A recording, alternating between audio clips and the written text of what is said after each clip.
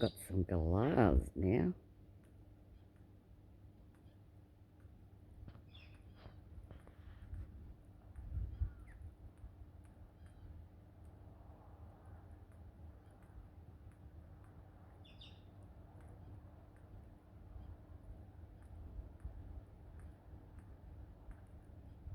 They're only eating birdseed. I buy wild birdseed mix and sunflower seeds for them.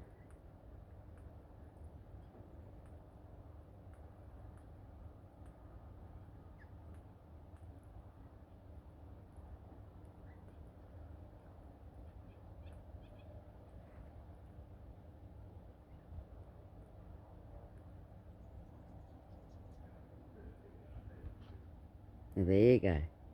Catch you later. Hope you enjoyed the glass. Bye.